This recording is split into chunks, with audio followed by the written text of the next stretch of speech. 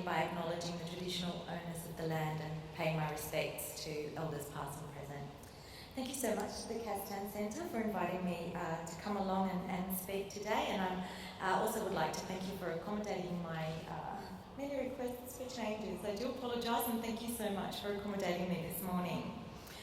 The title of my talk today is on terrorism, counter-terrorism and human rights, and what I'd like to do is explore a little bit the role of human rights and how we address human rights in meeting the challenges of both terrorism and counter-terrorism in today's day and age.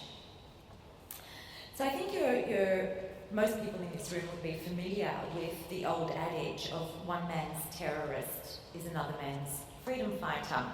And that phrase is often attributed to Gerald Seymour's 1975 novel called Harry's Game, which was about the Northern Ireland conflict. But the phrase itself has actually been used in various forms before then, and indeed since then has been applied to various conflicts around the world. It's a phrase that encapsulates the very challenge of finding a common universal definition of terrorism, a challenge that has plagued the international community now for several years. The term terrorism is so subjective that how it's defined most often comes down to perception or a point of view. Often a judgment that is both morally and politically laden. But the phrase also underscores something very different. It underscores the competing claims to human rights that both sides in a conflict assert. The right to life, liberty and security.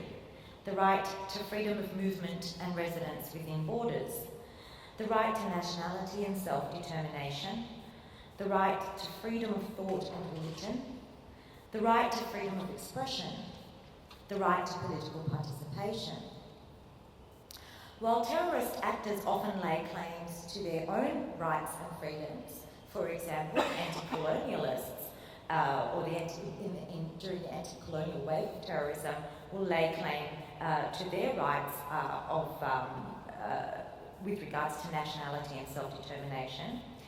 But governments and agencies charged with protecting their people must also necessarily lay claim to the rights and freedoms of their citizens to liberty and security. So as such, the prime objectives of counter-terrorism are twofold and expressed dually as being, first of all, to undermine and decimate the violence of terrorist actors and, at the same time, ensure the security and safety of citizens. The United States National Security Strategy, for example, states that as a part of its responsibility for protecting the American people, the government will, among other things, prevent the spread and use of weapons of mass destruction, reinforce homeland security, and take decisive action against terrorist actors. Australia's counter-terrorism approach takes a similar stance, basing our national security strategy on the protection of lives as an absolute priority through disrupting terrorist activity. Ultimately, the end goal of any counter-terrorism strategy should be to seek an end to violence.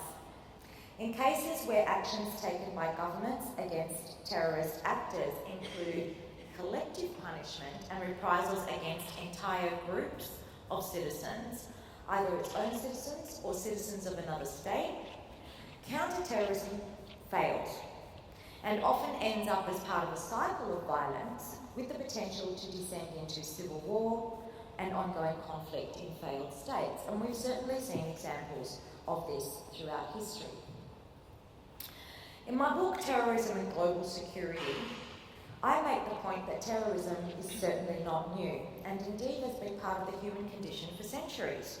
From the Sicarii in the 1st century to the Ismaili Nizaris, better known as the assassins in the 13th century, to the anarchists, the anti-colonialists and separatists, the New Left, and the current wave, widely and broadly referred to as the religious wave of terrorism.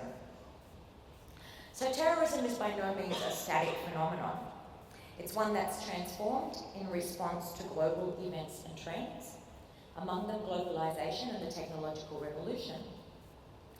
So too, our response to terrorism needs to be equally agile, equally adaptive, and equally able to respond effectively to the threat of violence against innocent civilians.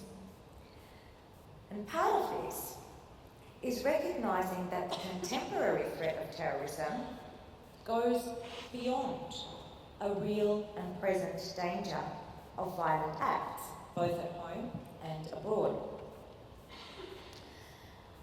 In his address to Congress, shortly after the 9/11 attacks on the United States, then President George Bush defined those attacks as what he called a new kind of war, one that extended beyond previously established borders of combat to uncharted battlefields of ideological warfare.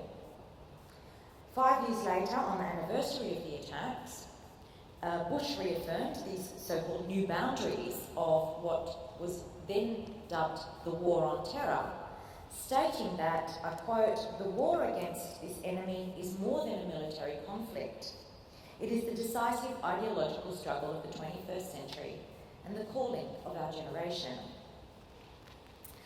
But from the very first declaration of war, and despite then the recognition of the part that ideology played, it was very clear that the 9/11 terrorist attacks in 2001 would instigate the conditions for a militarised response. As the world watched the capture and demise of Osama bin Laden some 10 years after the terrorist attacks, scholars reasonably argued that the prolonged war on terror failed to eradicate the threat of international terrorism.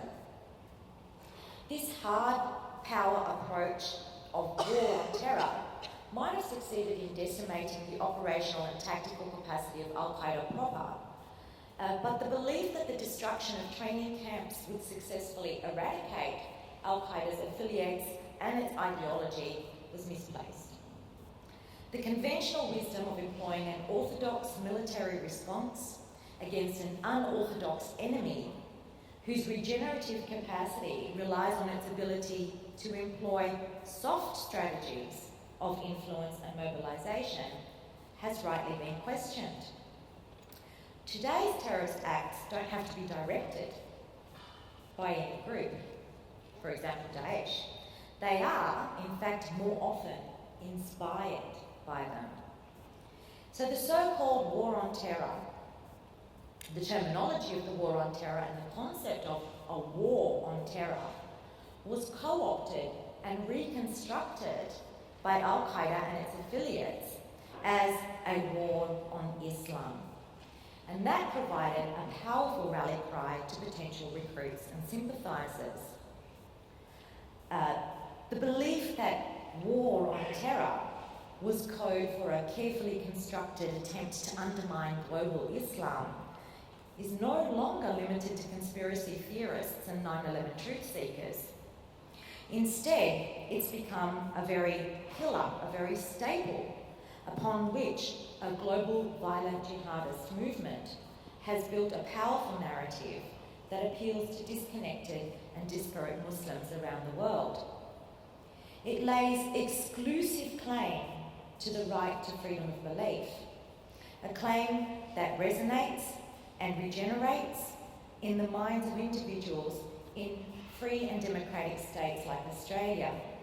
Individuals who, for no understandable reason, have no substantial cause that we can comprehend for feeling that their rights have been violated to the extent that they feel personally mobilised to take up arms for the protection of those rights.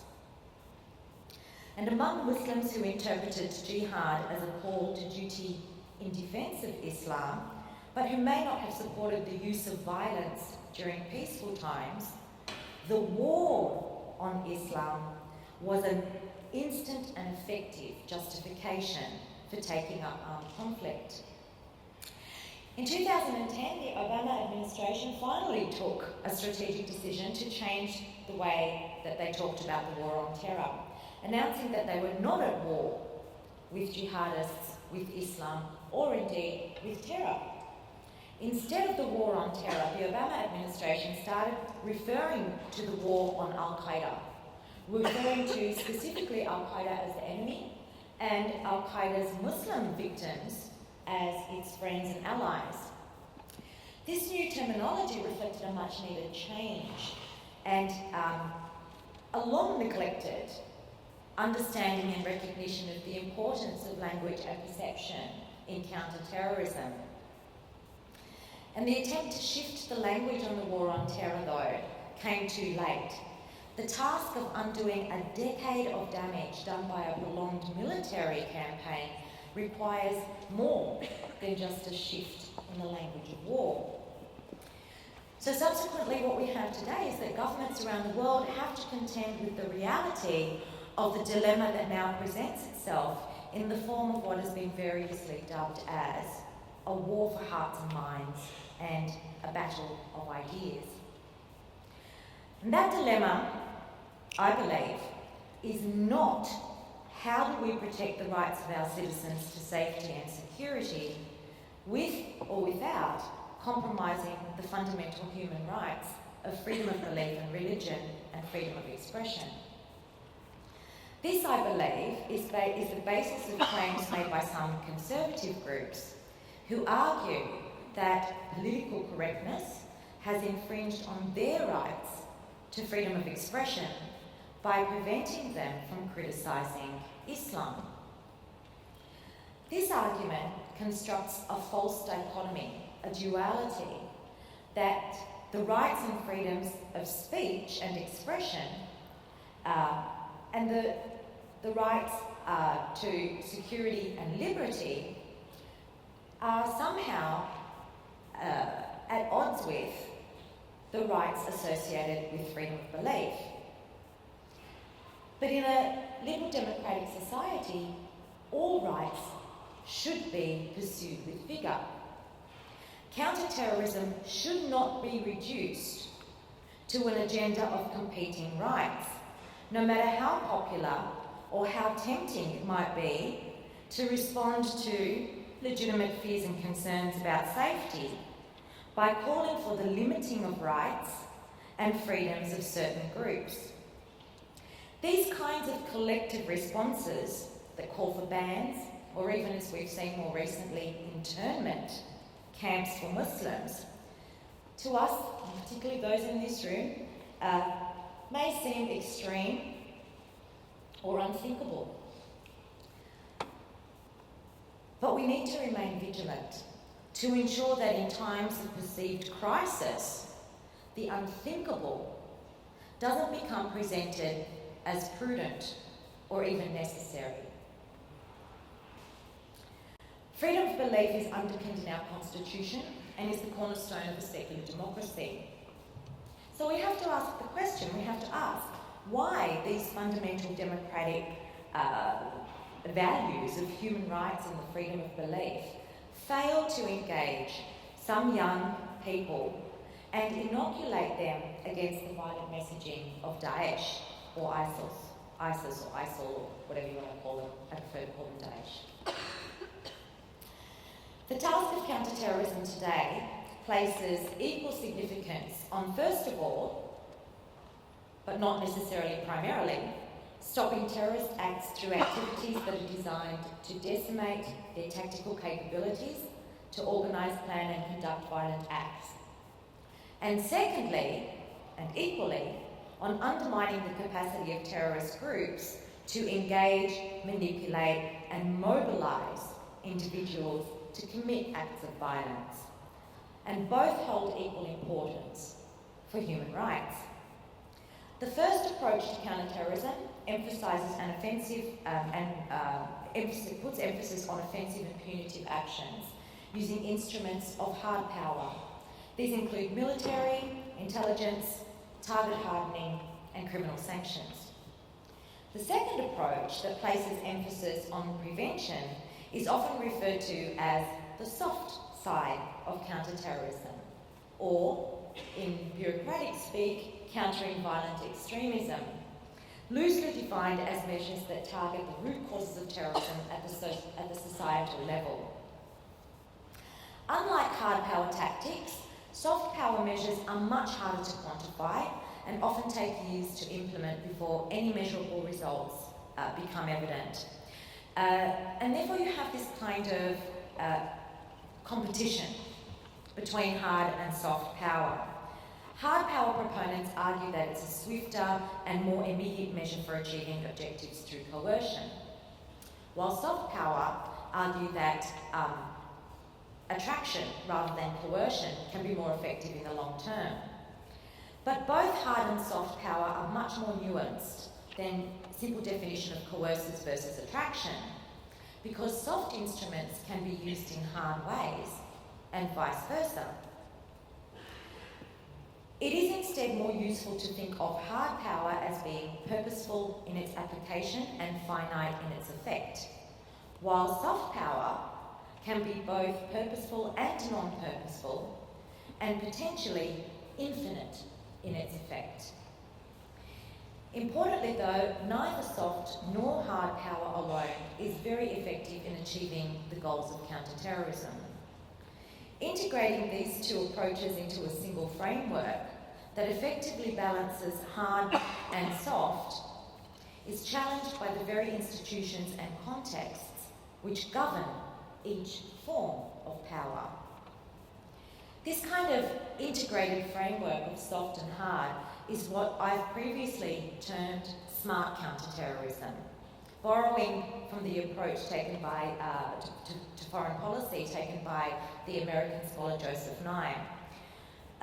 Punitive measures introduced in Australia, Canada, the UK and elsewhere respond to terrorism in ways that reflect hard power implemented by state institutions and law enforcement agencies. Meanwhile, broad-based intervention and prevention initiatives that have the potential to interrupt radicalisation in the early stages are reliant on the capacity of the non-government sector. This is the machinery of soft power. In a smart counter-terrorism approach, the traditional hard strategies involving military, policing, intelligence and legislation are insufficient for establishing an effective long-term strategy. But they are not entirely discounted. Rather, hard power measures are used in combination with soft power in ways that effectively respond to the root causes of violent extremism.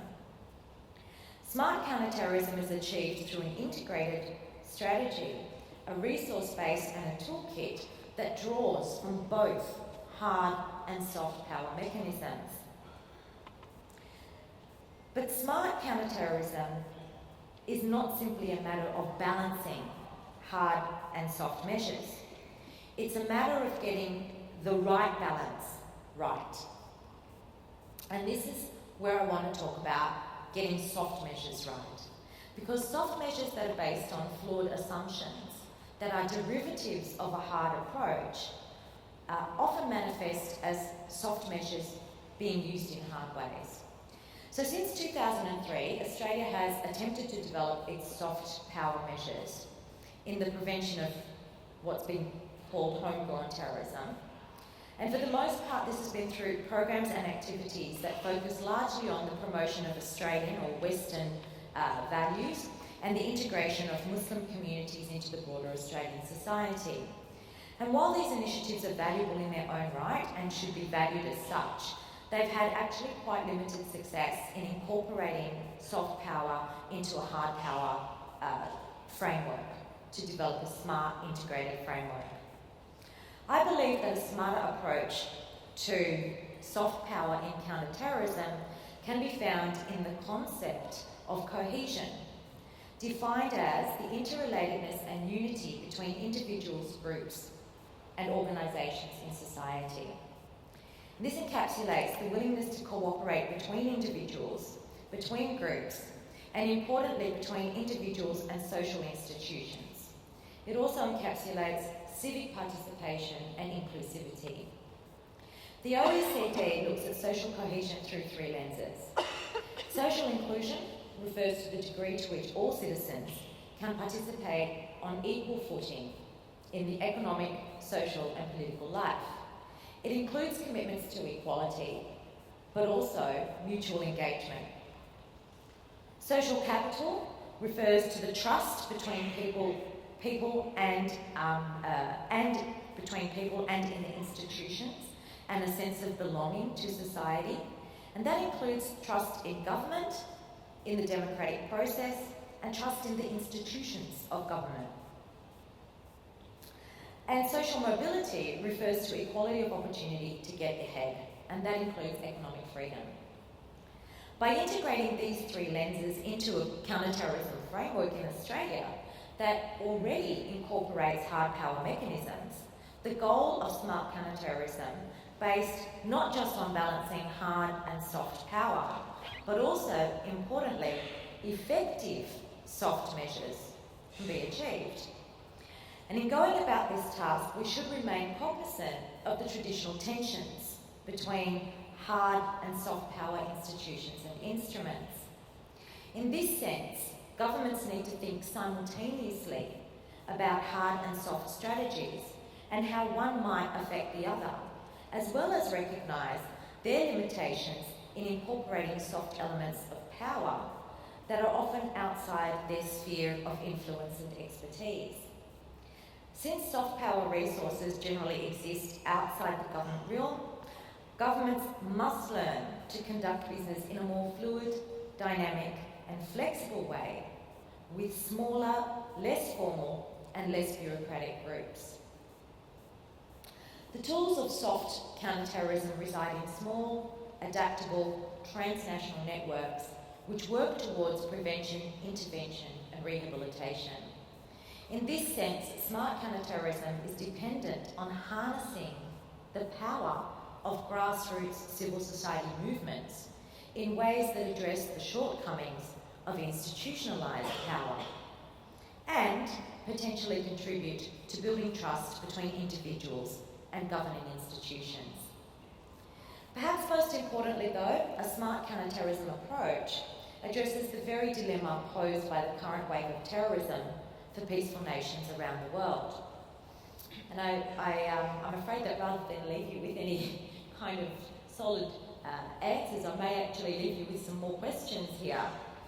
And those questions are, how do we respond to an unconventional enemy for whom our own commitment to human rights is seen as a weakness to exploit? How do we do this without creating a false dichotomy between different rights and freedoms? And how do we, governments, politicians, civil society actors, ensure that challenging terrorism does not become a matter of competing rights? How do we stay true to our commitment to human rights for all our citizens? These are questions that are not easily answered by three-word slogans or populist calls for collective punishment. Smart counterterrorism offers a mechanism for governments and law enforcement to exercise hard power in the prevention of terrorist attacks. But it also accommodates a way for government and civil society actors to participate in long-term prevention aspects of counterterrorism by promoting individual rights through participatory citizenship. And I think I've said enough, so I think we may try and answer some of those questions. Thank you so much. Thank you.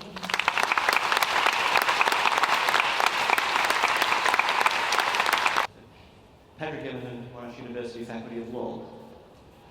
Many interesting issues raised by your talk. There's one that I want to pick up on. It connects to your remarks about democracy and participatory citizenship. I've been working in counterterrorism law for about a bit more than 10 years now, and had quite a bit to do with various agencies and public officials in that time.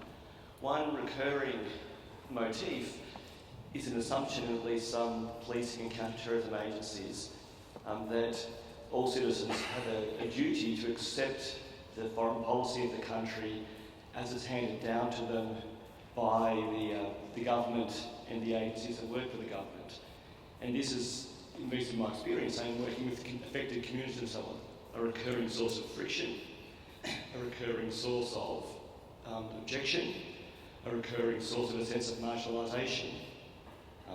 And it's compounded when notions are used, such as a peaceful country, when in fact the country's been at war for the past 15 years in what are very contentious foreign policy matters, whose connection to a democratically formed national interest is not always clearly articulated and often not even put on the table. What are your thoughts about the connection between democracy and foreign policy? Thank you so much for your question. And as you were asking your question, my thoughts immediately turned to that very concept or aspect of social cohesion, which is about fostering trust between individuals and institutions. And that includes trust between individuals and the government and the democratic process of government. So I think if we can look at social inclusion or social cohesion as not just being this kind of soft side of harmony, and which is often manifest in things like, let's celebrate Australia's multiculturalism by eating Vietnamese food and wearing Arab dress for a day. This very kind of tokenistic appreciation of multiculturalism. If we can actually address social cohesion as a very, more multifaceted way of developing trust between individuals and government, and the way in which government develops policies that impact on individuals, and again, working towards an integrated smart framework where you simultaneously look at the impact of hard measures on soft measures and vice versa. So you look at the impact of laws in counterterrorism, for example, on how that's going to affect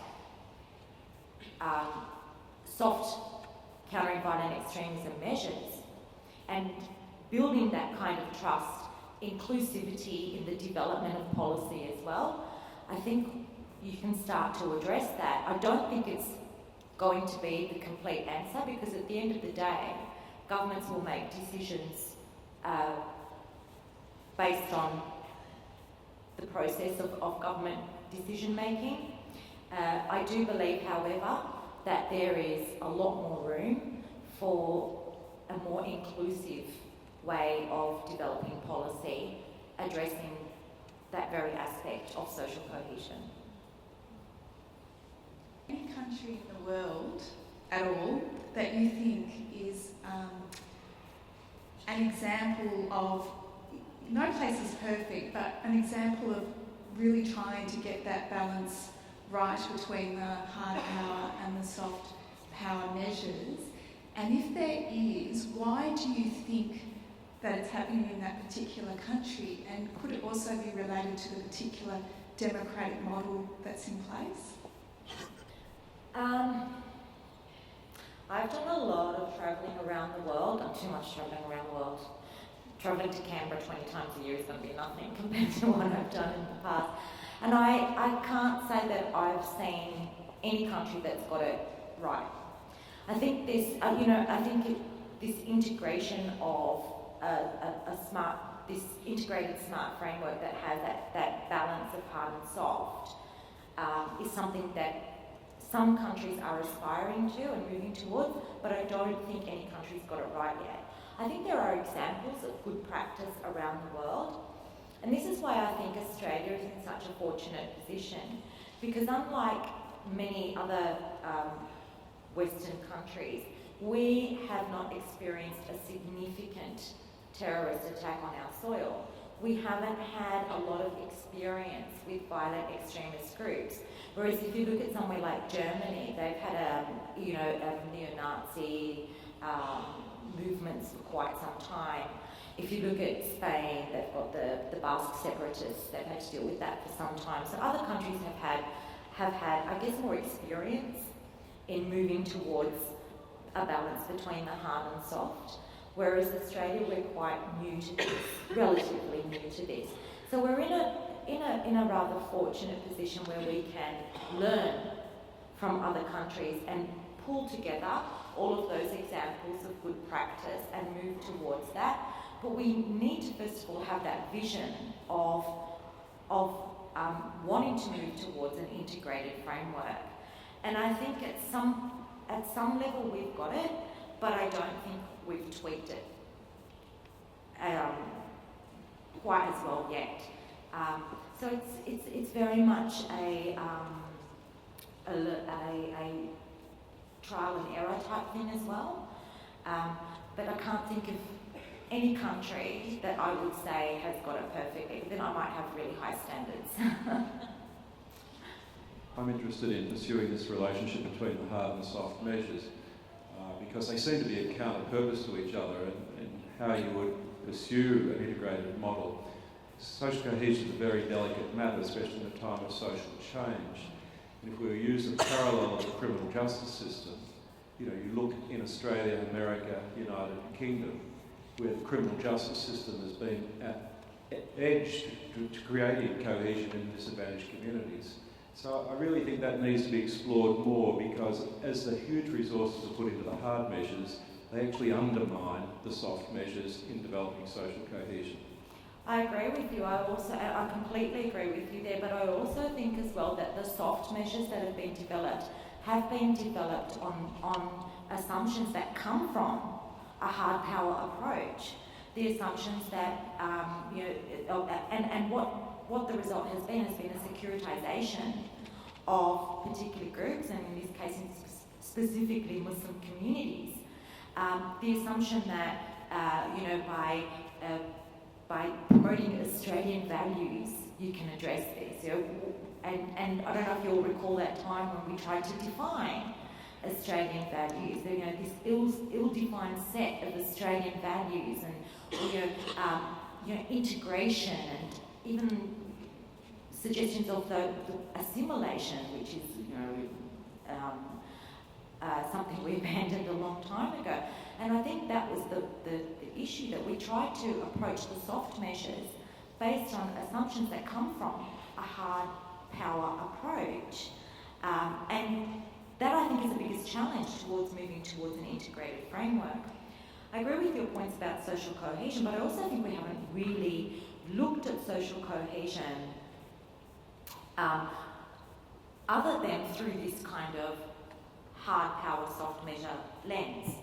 I think if we look at social cohesion in terms of building that trust, and particularly that trust, and we've seen with the last election, we've seen the big swing towards independent parties away from the two major parties, and a lot of talk has been around why people are so much more disengaged with politics these days, particularly young people. The disengagement with politics, the distrust of politics, the distrust of government, I think, is something that is part of social cohesion and ultimately part of moving towards a more smart, integrated framework. There's a question. Already has the mic. Professor Ali, thank you for your talk. I was hoping to ask whether you think there's possibly a tension between the Islamophobic dog whistling by some sectors of the Australian political establishment and the ideological climate that creates, which is receptive to movements of the far right, and the aims that you put forward for soft power in terms of social cohesion, civic engagement, and a greater community involvement. Absolutely. And the thing with soft power is that it's not just about governments and government agencies, it's about everyone. So it really is vested, soft power is really vested in grassroots and in civil society.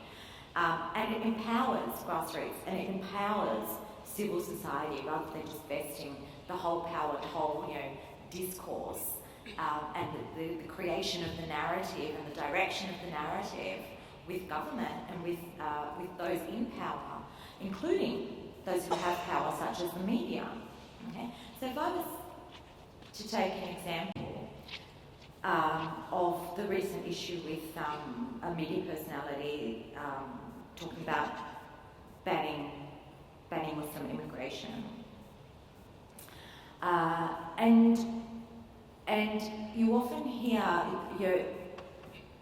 media personalities and some politicians, and particularly at this time in Australia's history where we have, it's quite a significant time in Australia's history because we have quite a diverse parliament, diversity of views in parliament, but also diversity of representation in parliament. So it's going to be interesting the next 3 years.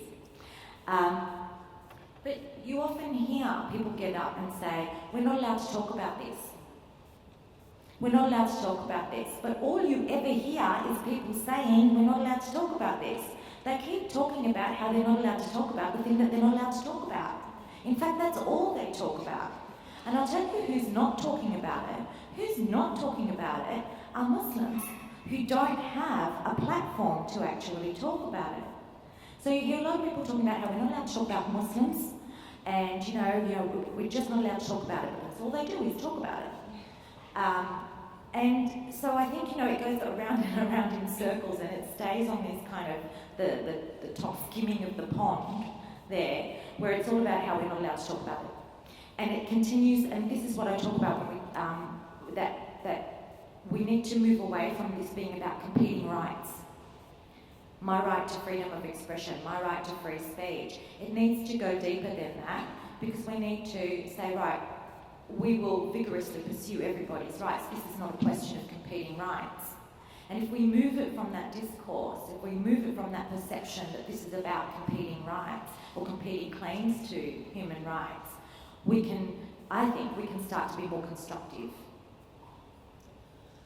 Okay, I think we've got time for one more question, and Mario has the microphone. Hello, Mario Santos, Amnesty International, Victoria. Thank you for a great presentation. I was wondering if I could ask a personal question. I was wondering whether you could comment on the reasons behind the decision to stand for Parliament and the different role that politicians can play in addressing all these issues as opposed to academics and civil society. Thank you. It's actually a really pertinent question for my presentation, actually. Last year was probably the busiest year of my career. I'd done a lot of overseas travel. I'd been to the White House. I was invited to speak at the Madrid Policy Dialogue, which was 100 former leaders and me. and then I did a few UN experts meetings and ended the year in Vienna, where a UN experts meeting, we started to develop a guideline for member states on the judicial response to terrorism.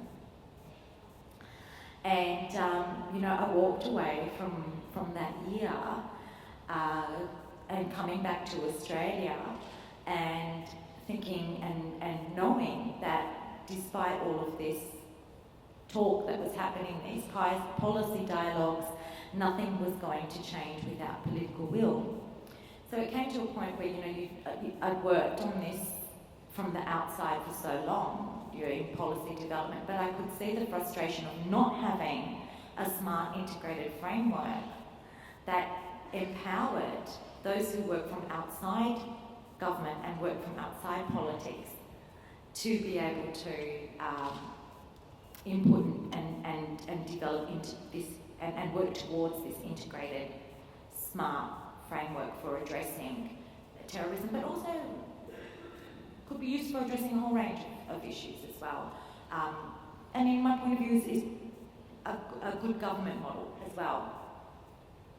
So that was actually what influenced my decision to accept the move into politics. I don't know how it's going to go, but at least I'm giving it a go and hopefully can make some difference there. And I must say, I noted this morning, I heard that the coordinator for counter-terrorism has been tasked now with looking at how various agencies can be more integrated in looking at the intersectionalities between terrorism, crime, violence, and mental health. I've been asking for that for 2 years. So it's good that it's happened now, but this very much explains why we need to have these kinds of things also outside the bureaucracy, because bureaucracy is cumbersome and slow to respond, while the phenomenon of terrorism is agile and rapidly changing. And so hopefully, I hope I can make some change that way. Okay, well, we might bring your session to an end. Thank you so much for coming. I mean, you have to be in Canberra very soon for a shadow cabinet being announced. So thank you, and safe flight and stuff.